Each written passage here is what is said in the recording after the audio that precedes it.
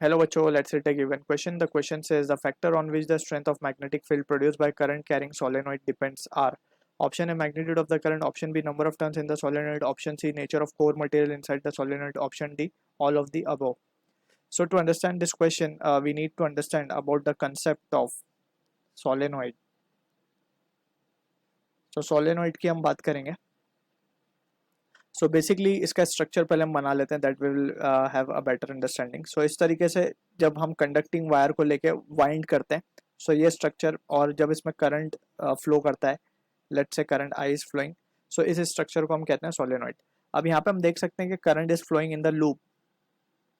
यहाँ पे जितने लूप्स अभी हमने बनाए इसमें सब में करंट फ्लो कर रहा है and it is flowing inward, और ये आ रहा है फिर बाहर की तरफ से, ऐसा हम देख सकते हैं प्रॉपरली. ठीक है.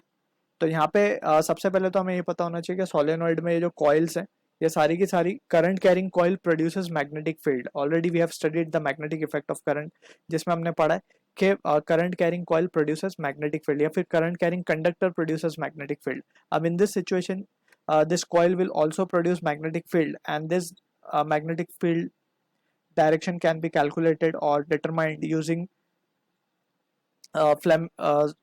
left using right hand thumb rule.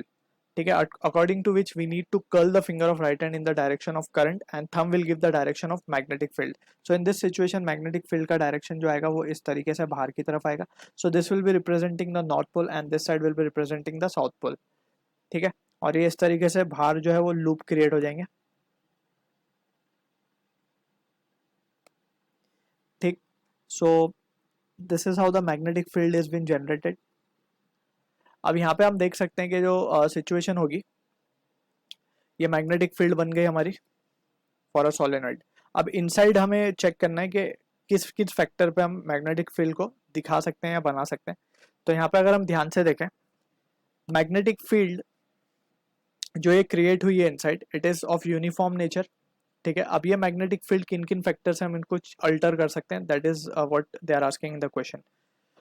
सबसे पहले अगर हम ध्यान से देखें तो यहाँ पे we have studied in the Oersted experiment what observation were made is, अगर हम current in the conductor increase करते हैं, so this leads to the increase in the magnitude of field strength, या फिर हम सिंपल लिखे तो magnetic field strength will also increase. Magnetic field strength will increase. अगर करंट इंक्रीज होगा तो मैग्नेटिक फील्ड स्ट्रेंथ भी इंक्रीज होगी. सो ये ऑप्शन करेक्ट है हमारा. नंबर ऑफ टर्न्स, अब जैसे हम देख सकते हैं एक कॉइल मैग्नेटिक फील्ड प्रोड्यूस करेगा, दूसरा कॉइल करेगा magnetic field produce in the same direction, तीसरा करेगा in the same direction. So magnetic field in the same direction will keep on adding up. ठीक है. तो इससे क्या होगा, मैग्नेटिक फील्ड की स्ट्रेंथ क्या होगी, अगेन बढ़ जाएगी. Right. So number of turns बढ़ाने से भी क्या होगा, मैग्नेटिक फील्ड विल इंक्रीज. ठीक है. तो ऑप्शन बी भी करेक्ट है कि फैक्टर्स पे डिपेंड कर रहा है. थर्ड बोला जा रहा है nature of core material inside the solenoid. अभी हमने जो स्ट्रक्चर बनाया इसमें कोई मटेरियल हमने इंसर्ट नहीं किया, जस्ट हमने इसको ऐसे ही वाइंड कर दिया था. लेकिन अगर हम इसके अंदर कोई मटेरियल इंसर्ट करते हैं, लेट्स से फॉर एग्जांपल हमने इसमें एक मटेरियल इंसर्ट कर दिया, रेड कलर में शो कर रहे हैं हम. Usually we insert iron core, soft iron material हम इसमें इंसर्ट करते हैं, सॉफ्ट आयरन.